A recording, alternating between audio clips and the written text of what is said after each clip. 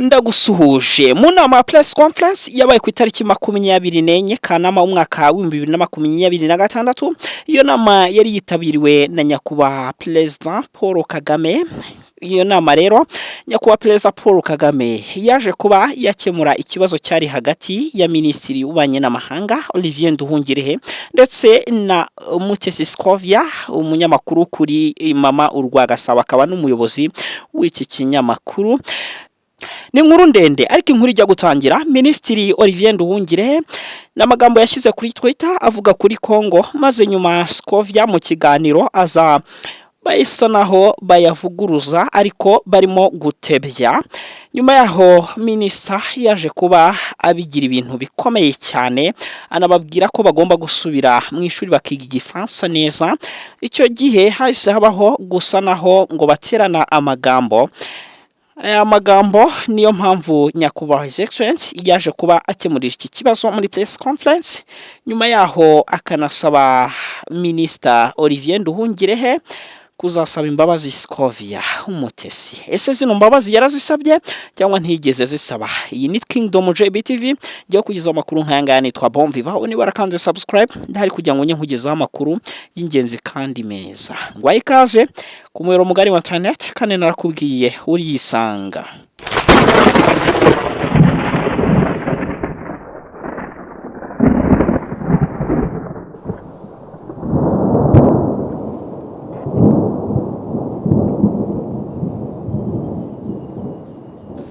Hawere, hawere, hawere, hawere, hawere, hawere, hawere, hawere.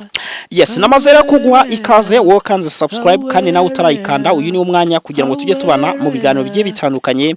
Hanyuma rero ibyabaye hagati ya Minisitiri w'Ububanyi n'Amahanga Olivier Nduhungirehe ndetse n'umunyamakuru ufite izina rikomeye hano muri iki gihugu cy'u Rwanda, Mutesi Scovia, ibi byongeye kuvugwa cyane mu nama y'itangazamakuru na President Paul Kagame. Iyi nama rero President Paul Kagame akaba yarayigiranye n'abanyamakuru kuwa 24 Kanama umwaka wa 2026. Iki ni ikibazo rero cyari kimaze iminsi, ikibazo cyari gisa naho cyarangiye, ariko mu gihe umunyamakuru Mutesi Scovia yarahagurutse muri ino nama agiye kubaza ikibazo, nyakubahwa His Excellency yasushe naho amubwira ati mbere kubanza wagira icyo ubaza ahubwo mbwira icyo mwapfaga mu minsi yashize, kubera ko naje kubona muterana amagambo. Mwapfaga iki wowe na Minister w'Ububanyi n'Amahanga Olivier Nduhungirehe? Iki kibazo rero cyaje kuba cyongera kigarukwaho muri ino nama ya press conference yabaye ku itariki 24 Kanama umwaka wa 2026.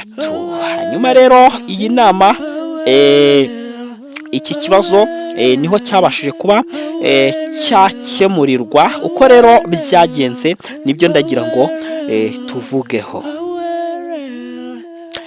Iyi nama rero yaranzwe n'udushya tugiye dutandukanye.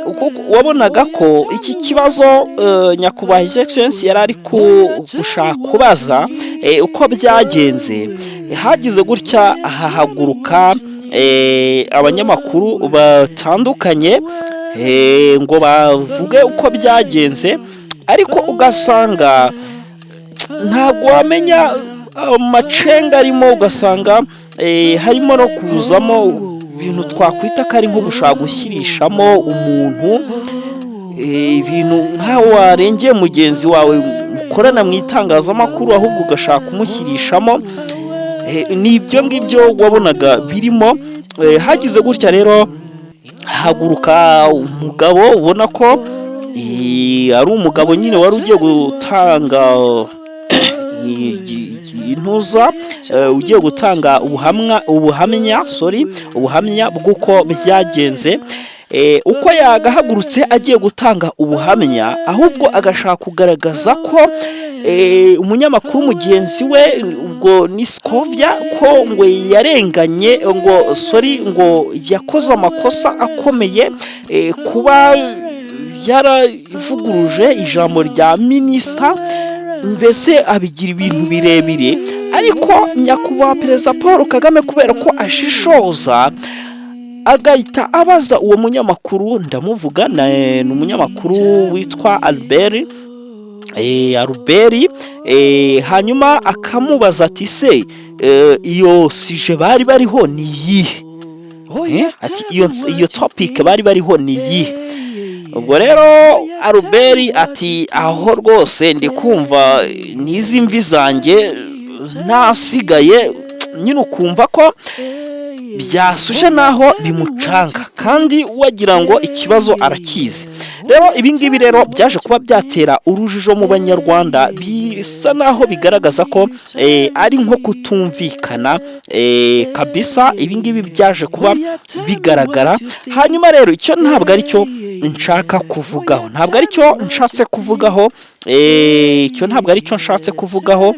icyo nshatse kuvugaho nuko ibyo byose ubwo byabaga, umunyamakuru Mutesi Scovia yaje kugaragaza ko yakoze amakosa kuvuguruza nyakubahwa minisita, ko kandi yabisabiye n'imbabazi, ko rwose ko yabisabiye imbabazi, ko nta kibazo kirimo. Ariko nyakubahwa Excellence aza kumuca mu ijambo aramubwira ati wakoze irihe kosa, gute wabumbwira ko wakoze ikosa, niba igifaransa uvuga ko utari ukizi, ariko se ndagira ngo bambwire nk'ijambo bavuze minisita yavuze noneho wowe ukarivuga nabi, iryo jambo ni irihe?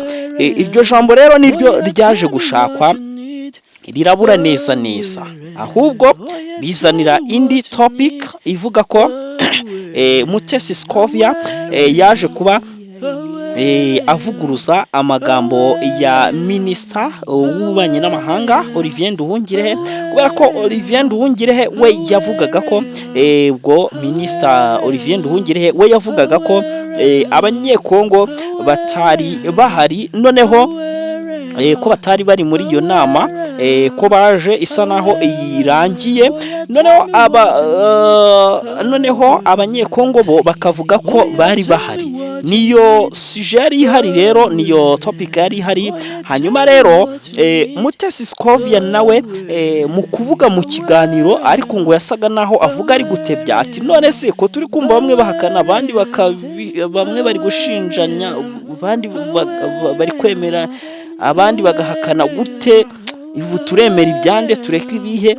Ahubwo byaba byiza noneho kugira ngo tubone umucyo neza, reka twabaza na Charles Silver yari yatumiwe nk'umuhanzi muri icyo kirori, muri iyo nama yari yabaye.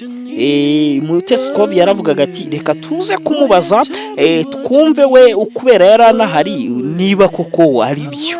Ubwo rero minisita Olivier Nduhungirehe we ibyo ngibyo yavugaga rero ko bitumvikana, ko niba yavuze amagambo nta wundi ugomba kuyavuguruza. Muri uko kuvuga gutyo ko nta wundi ugomba kuyavuguruza, na nyakubahwa Perezida Paul Kagame yamubwiye ko ibyo bidashoboka, ko niba wavuze ikintu abandi bagomba kukivugaho, akakivugaho.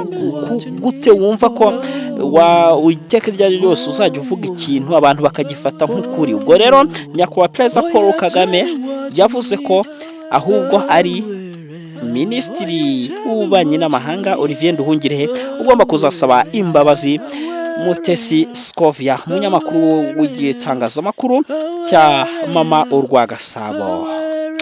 Ubwo rero Minisitiri w'Ububanyi n'Amahanga Olivier Nduhungirehe ntabwo arasaba imbabazi umunyamakuru Mutesi Scovia, ubwo namara kuzimusaba ibyo byose tuzabibagezaho kabisa. Nuko rero byagenze.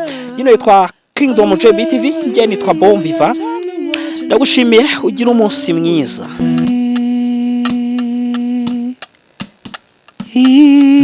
Tell me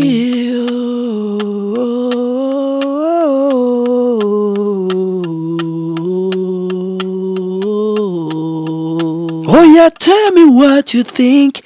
Hey, yeah, yeah. Oh, yeah, tell me what you think.